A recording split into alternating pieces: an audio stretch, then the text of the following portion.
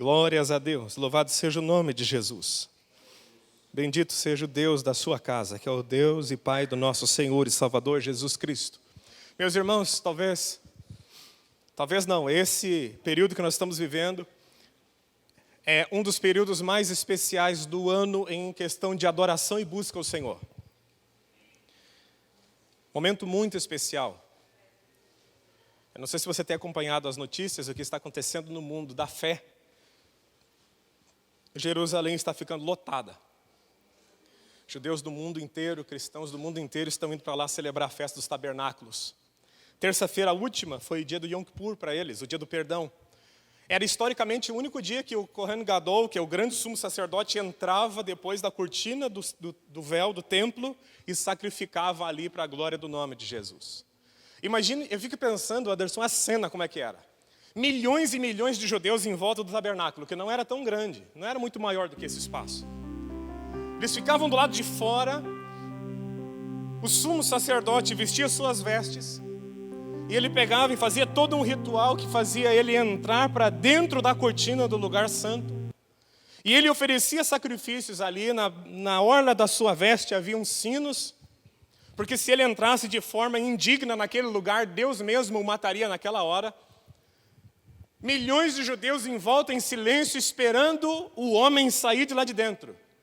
E quando a cortina do véu se abria e ele saía e aparecia para a multidão, milhões e milhões de pessoas adorando a Deus. O sacrifício foi aceito e o nosso perdão foi ministrado, o nosso pecado foi removido. A Bíblia declara esses momentos ao longo da história, momentos de glória. Quando a multidão ansiosa esperava, quando o grande sacerdote saía, a nação inteira fazia festa. Deus perdoou os nossos pecados. Foi exatamente por isso que o véu do templo se rasga. É a figura espiritual. Quando Jesus morre, a cortina do templo se rasga. E aí dá para se perceber. Agora, o sacerdote não apenas saiu dizendo, o perdão está liberado. Ele rasgou o véu. Acabou. Está terminado. Estamos livres para sempre. Esse período é marcado por muito jejum.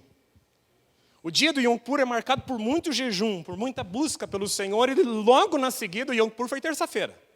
Começou terça-feira à noite e acabou quarta-feira à noite. Acaba esse período e já começa a celebração, já começa a se armar as tendas para a festa dos tabernáculos. O apóstolo Paulo fez isso, ele cultuou Deus dessa forma na sua época. Talvez não do jeito que ele queria fazer. Talvez não como ele sonhasse em fazer ou como ele fazia desde criança, mas ele celebrava. E o texto que nós vamos ler nessa noite, de Atos capítulo 27, do verso 1 em diante, vai falar sobre a história de um homem que está terminando os seus dias de jejum, preso. Terminando os seus dias de jejum, preso. Ele estava a caminho de Roma, era o final do Yom Kippur, o final do jejum daquela época. E ele estava preso, sendo conduzido até César. Ele entra numa embarcação, troca de embarcação logo depois. Eu vou te explicar o contexto primeiro. E na segunda embarcação que ele entra, o barco não completa a viagem. É destruído totalmente pelas ondas da vida. Atos capítulo 27, e eu quero ler com você esse texto, para que possamos extrair o máximo dele de sabedoria para nós nessa noite, para a glória do nome de Jesus Cristo. Capítulo 27, verso 1 em diante. E como se determinou que navegássemos para a Itália, entregaram Paulo. Quem está narrando isso daqui é Lucas. Lucas estava junto. Entregaram Paulo e alguns outros presos a um centurião por nome Júlio, da corte Augusta. Centurião, homem que comandava 100 soldados. E embarcando nós em um navio adramitino, partimos navegando pelos lugares da costa da Ásia, estando conosco Aristarco, macedônio de Tessalônica.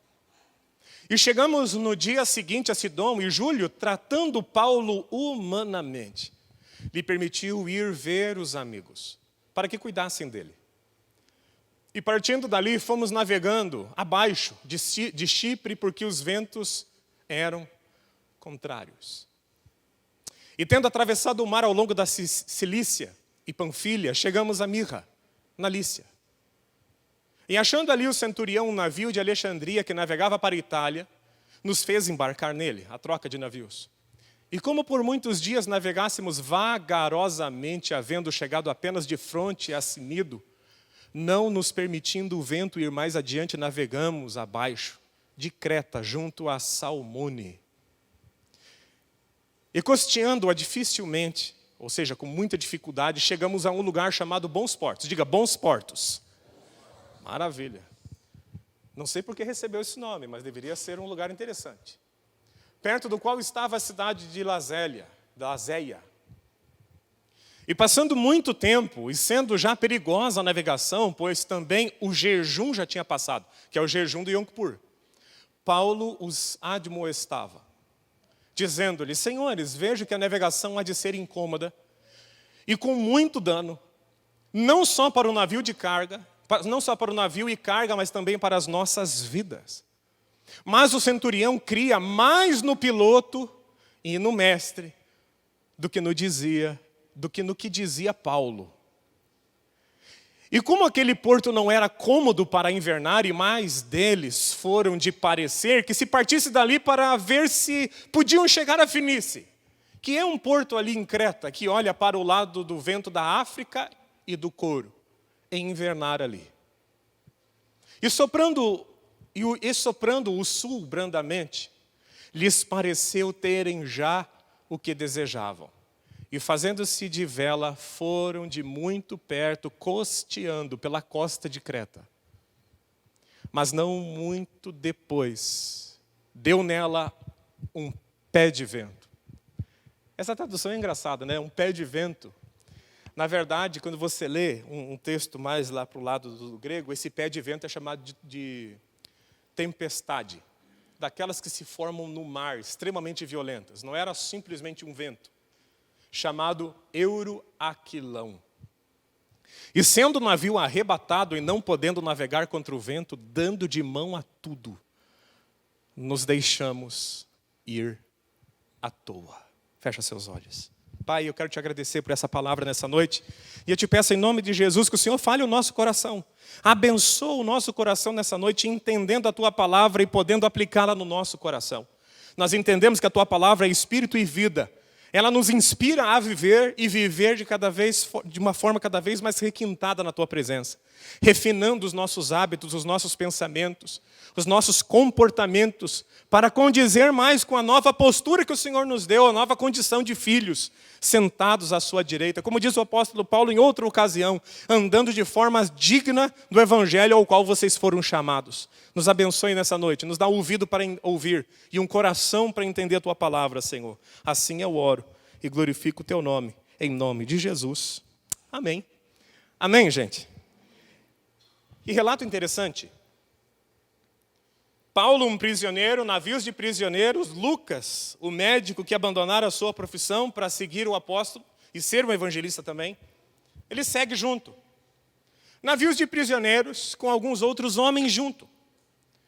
E aí nós lemos esse texto um pouco extenso, que narra que eles saem, trocam de navio, mas os ventos eram sempre contrários.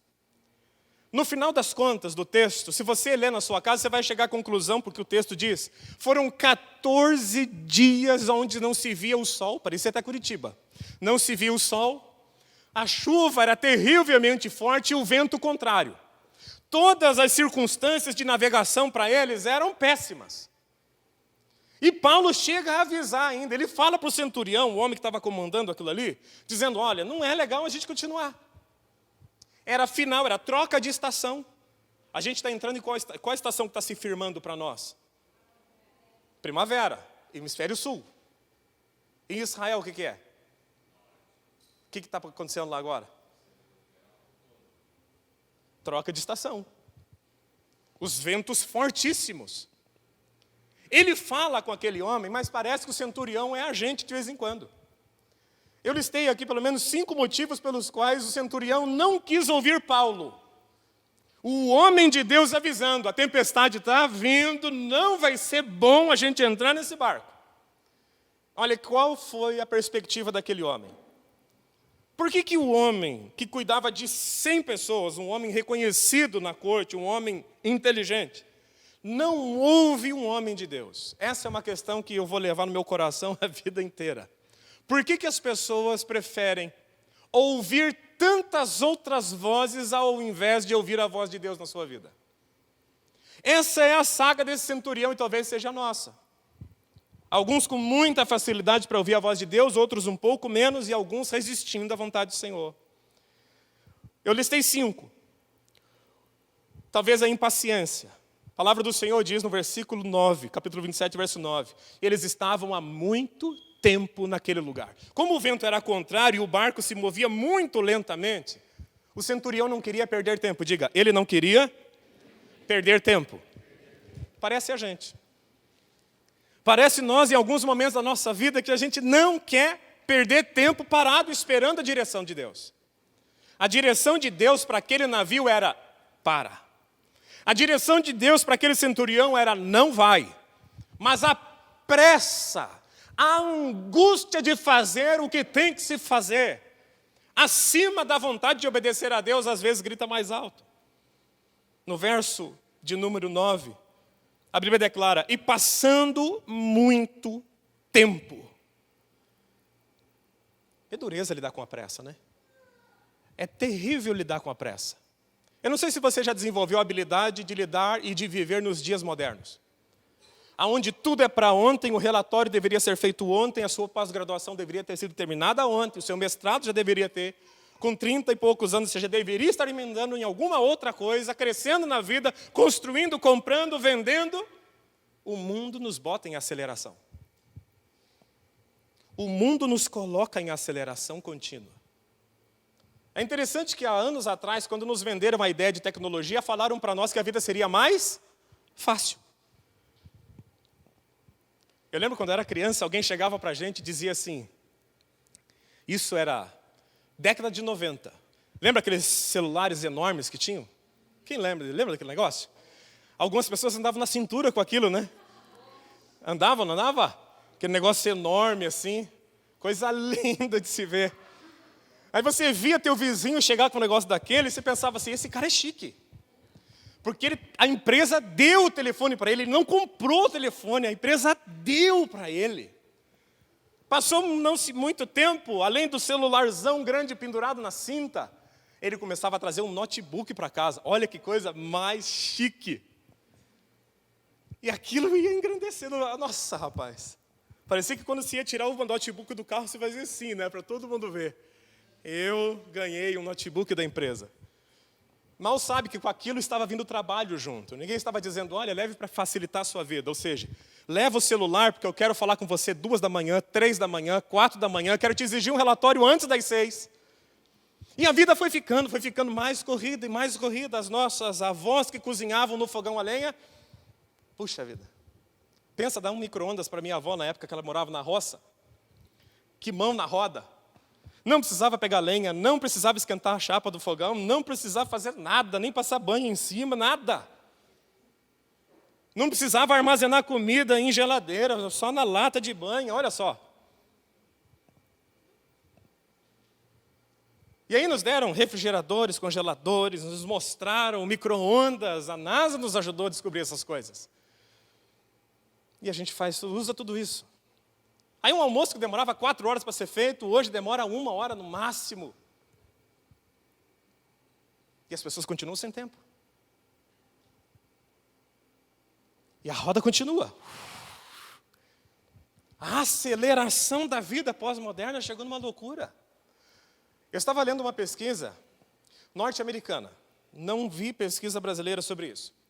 Uma criança hoje de 7 anos nos Estados Unidos, elas têm o índice médio de crianças de 7 anos de idade, nível de estresse, é o mesmo de um paciente psiquiátrico da década de 50. Porque os pais também aceleram os filhos. Tem que avançar, tem que avançar, tem que avançar, tem que saber ler, tem que saber ler, tem que saber, tem que fazer. Tem criança que desenvolve bem rápido. Tem criança que desenvolve mais lentamente. Eu fiquei olhando aquela pesquisa que eu estava lendo e fiquei pensando, meu Deus do céu, um paciente psiquiátrico na década de 50 e uma criança de 7 anos hoje, eles têm quase que a mesma mentalidade, o nível de estresse é igual. Imagine os adultos como é que não estão. E parece que cada vez mais surgem mais ferramentas de produtividade, porque não é suficiente, tem que produzir mais. E quanto mais você produz, mais você tem que produzir. Se você já chegou até aqui, no próximo mês a meta é maior. E se você bateu a meta desse ano, vamos comparar com o ano passado, outubro do ano passado, você vendeu X, tem que vender 10% a mais. Em novembro, 10% a mais do que o novembro do ano passado. Em dezembro, tem que estourar essa meta. Estava falando com um amigo meu esses tempos. Ele viaja toda a parte sul do Brasil. Ele é supervisor de vendas. Eu falei para ele, puxa, como é que estão as vendas? Ele falou, nunca esteve tão boas. E eu falei assim, e a sua vida melhorou de lá para cá? Ele falou, nunca esteve tão ruim. Quanto mais eu vendo, mais eles exigem de mim, mais tempo eu fico fora da minha casa e não vai parar. E eu falei, até quando vai? Ele falou assim, eu vou ver até onde eu aguento ir. Mas eu não sei até quando a minha saúde vai permitir. Porque eu entro num carro e viajo alguns 1000 quilômetros durante toda a semana e tenho que voltar na sexta-feira e bater a meta e mostrar o que eu fiz. E segunda-feira volta tudo de novo. Talvez esse homem estivesse nesse mesmo patamar. A impaciência de esperar mais. E aí a gente traz tudo, né? Se eu estou nesse nível acelerado, Deus também tem que acelerar, porque a minha vida é corrida. Outro fator talvez que levasse esse homem a não querer ouvir o homem de Deus. Confiou na pessoa errada.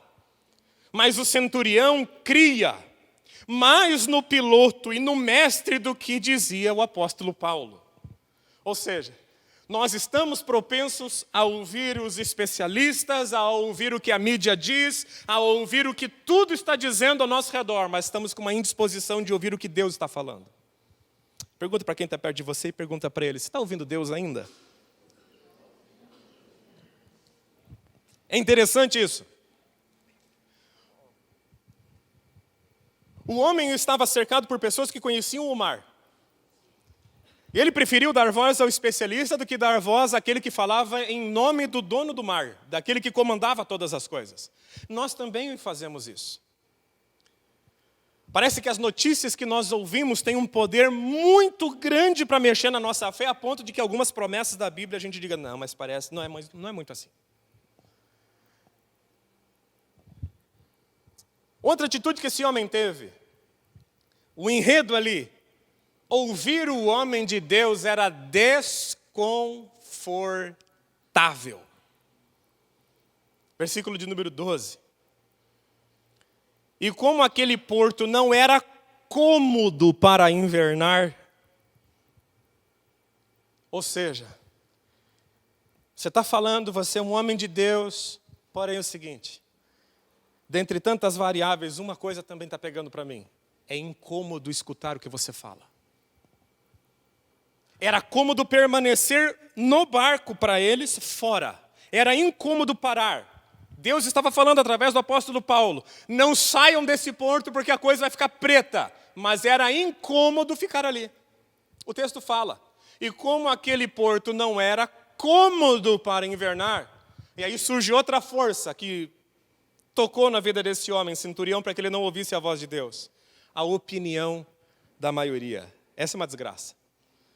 A opinião da galera. A opinião da turma. Os mais deles, ou seja, mais pessoas que estavam ao seu redor, foram de parecer que se partisse dali para ver se podiam chegar a Fenícia. Já não bastasse a impaciência da vida corrida, o confiar na pessoa errada, o desconforto de se ouvir a voz de Deus, ali se agrega a opinião da massa. Eu não sei quem disse que a voz do povo é a voz de Deus. Alguém já escutou isso? Parece que não é muito bem assim, né? A voz da multidão dizia para Nimrod, construa a Babilônia, e construa a torre, e nós vamos junto contigo. A voz da opinião da massa clamava para ser solto Barrabás. As massas, as turbas, nunca são a favor daquilo que Deus quer. Que voz você está ouvindo nessa noite? E o pior de tudo, para piorar o cenário desse centurião, fora a vida corrida que ele estava tendo, o confiar nas pessoas erradas, o desconforto de se ouvir a voz de Deus e ficar naquele lugar, a opinião da maioria dizendo, vamos cara, vamos sair daqui, vamos para outro lugar. As circunstâncias, naquele instante, eram totalmente favoráveis para ele não ouvir Deus. Eram totalmente favoráveis. Olha o verso 13, coloca para nós lá. E soprando o sul brandamente, lhes pareceu terem já o que desejavam. O que eles queriam? Um vento sul. A condição ainda era favorável. Gente, não escuta o homem de Deus, não. A gente está com muita pressa, ele não é especialista em navegação, vamos confiar em quem é especialista nessa área. É desconfortável ficar nesse porto, vamos ouvir a voz da maioria e tem mais. Está soprando o ventinho sul, vamos embora. Mas o ventinho sul virou um baita de um vendaval. Não parece assim? Eu, meditando ontem na história desse homem, nesse contexto, parece muito com a nossa vida pós-moderna. Gente do céu. Essas vozes concorrendo com Deus, a nossa vida corrida, a confiança que a gente dá em pessoas que a gente não deveria confiar, o desconforto. Ou só eu que às vezes sou desafiado pela palavra de Deus a sair de uma zona de conforto e avançar para lugares espiritualmente falando desconfortáveis. Quais dos senhores se sentem confortáveis fazendo jejum? Ai, pastor, mal posso esperar, eu gosto de jejum. A gente gosta do efeito do jejum, né? Do efeito espiritual. Ninguém gosta de viver sem carboidrato, sem açúcar. A gente gosta de comer. Comer deixa a gente alegre. Eu nunca vi ninguém sair triste de uma mesa. Ai, que pena. Comi. Às vezes Deus nos leva para lugares que são desconfortáveis.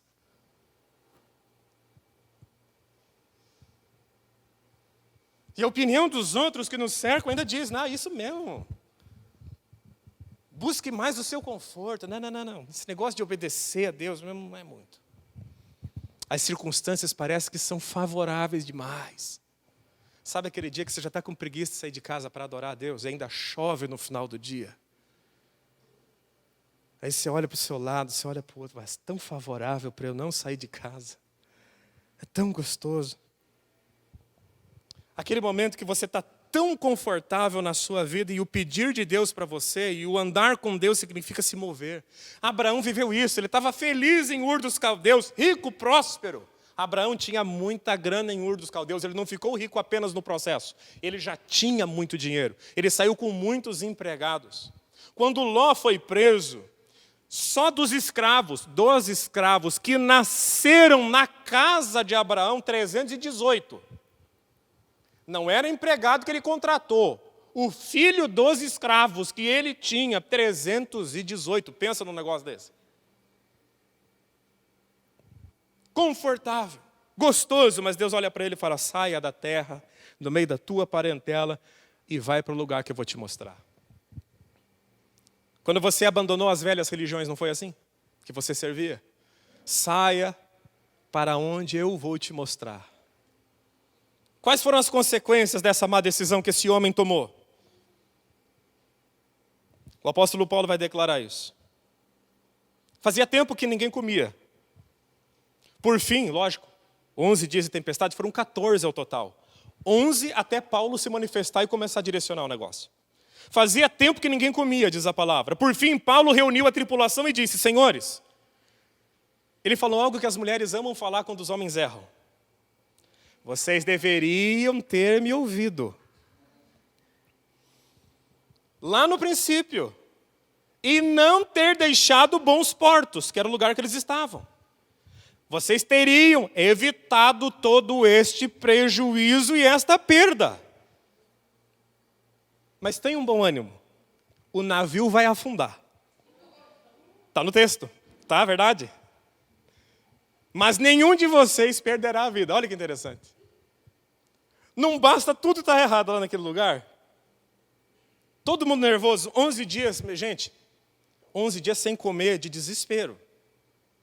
11 dias sem comer, porque o organismo não aceitava a comida. Olhos dilatados, aquela coisa toda, aquela angústia, ninguém comia. Tudo dando errado. Paulo levanta no 11º dia e fala, vocês deveriam ter me escutado, viu? Se vocês me ouvissem, vocês não estavam tendo o prejuízo que vocês estão tendo. Qual que foi o prejuízo? Perda de direção. O navio foi levado pela tempestade. Olha só, quando eu não dou ouvidos à voz de Deus, primeira coisa que vai me acontecer, o navio da minha vida vai ser levado pelas circunstâncias. Eu vou perder o domínio. Pastor, mas a minha vida está nas mãos de Deus. Deus domina você e você domina a sua vida. Essa é a lógica do Evangelho. Deus domina você e você domina a sua vida no que tange a coisas naturais. Quem entende, diga graças a Deus.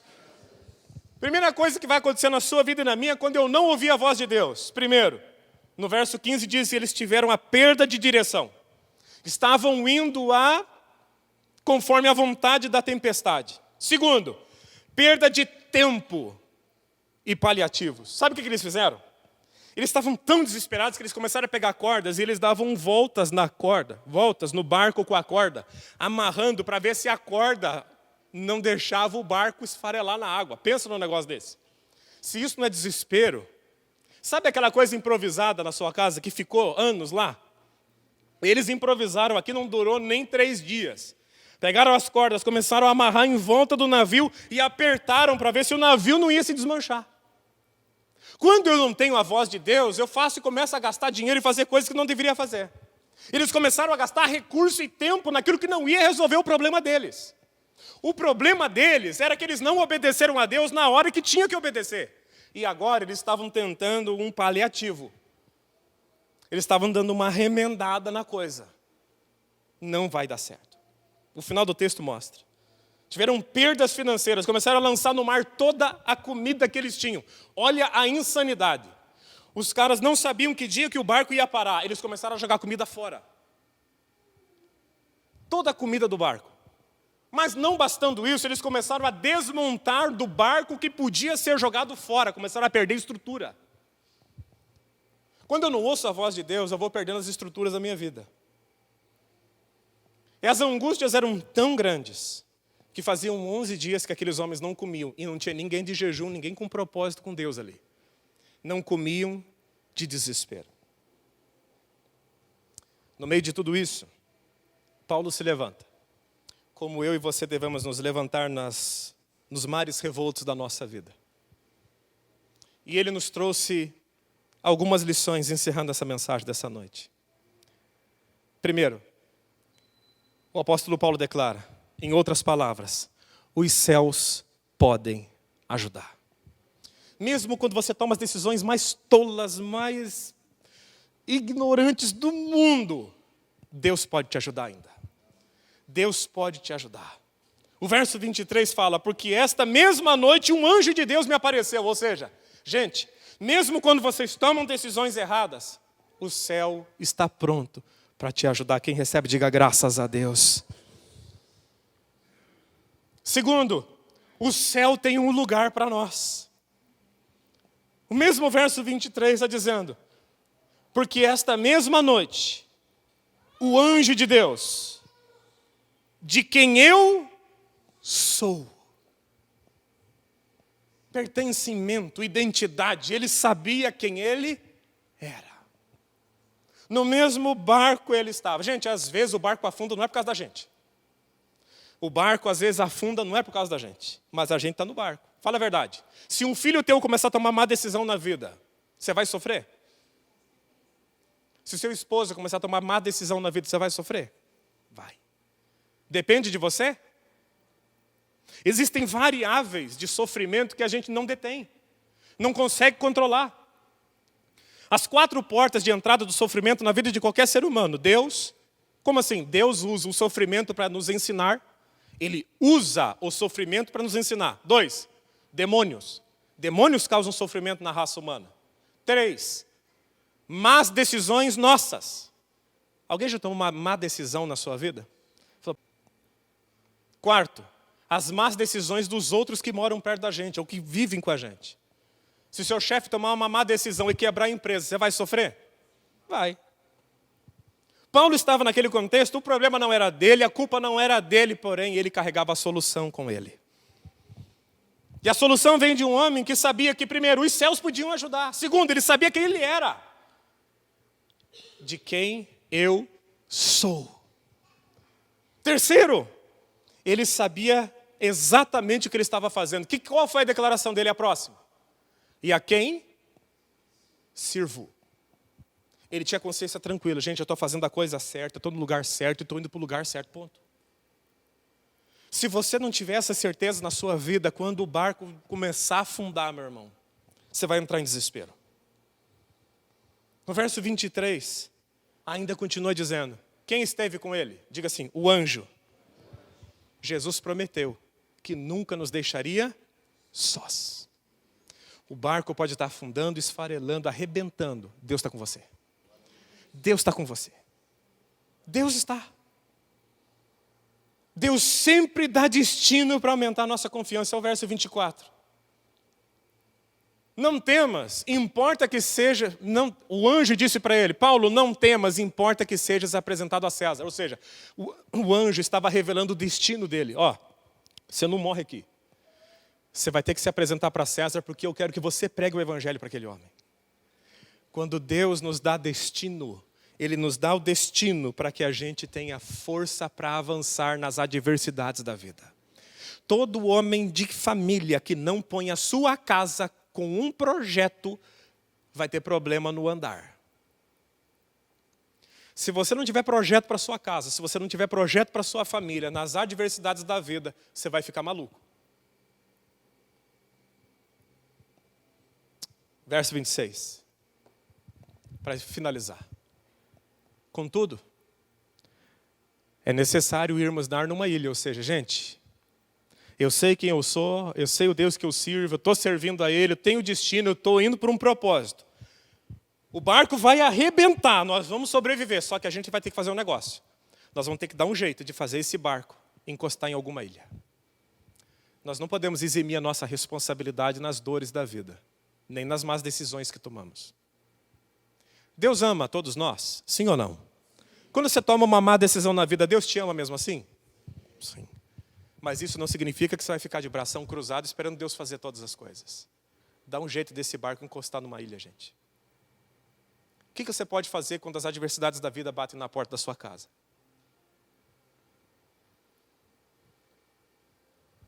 Você pode buscar Deus, você pode adorar Deus, você pode orar, você pode jejuar, você pode ler a Bíblia, declarar a palavra, vir para o culto. Tem coisas que Deus não vai fazer por você. Deus não vai fazer. Deus queria levantar uma multidão de ossos secos e fazê-los se tornar um grande exército. O que Deus fez? Chamou o profeta para ele profetizar. Fala, abre a boca e fala aí para esses ossos, que eles vão levantar e vão ter vida e vão ser um grande exército. Deus não poderia ter do céu falado, ei, eu resolvo sozinho. Mas Ele não faz isso. Faz parte da nossa responsabilidade. Quando seu filho derruba suco na mesa, seu filho já é grandinho, o que você faz? Você ensina ele, fala assim, filho, não tem problema. Vamos pegar um paninho, limpa aqui. Você ajuda ele a entender que o mundo não vai desabar porque o suco caiu, mas ele tem que entender que foi responsabilidade dele porque caiu. A não ser que seja bebezinho criança, não é verdade? Se você não faz isso com seu filho, ele vai crescer achando que você vai ter que limpar todas as besteiras que ele faz. E isso não é verdade.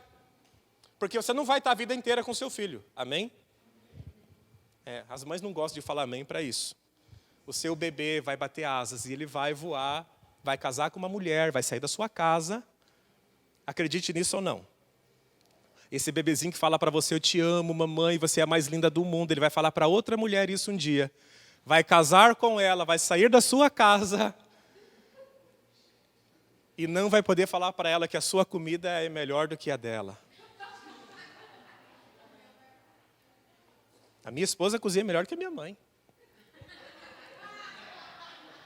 Fazendo 10 anos de casamento hoje, não posso apanhar em casa de jeito nenhum. 10 anos.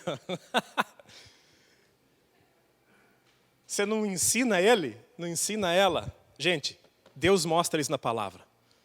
Fala assim, vocês não me ouviram. O barco não precisava sofrer todo esse dano, agora sofreu. Vamos fazer o seguinte, pega aí, todo mundo pega um remo, vamos fazer esse barco bater naquela ilha. Deus não vai fazer isso, o anjo não vai fazer, mas nós vamos fazer. Que Deus te abençoe em nome de Jesus. Mesmo quando você toma decisões que, poxa, são terríveis. E a gente toma, às vezes, decisões que a gente bota a mão na cabeça e fala assim,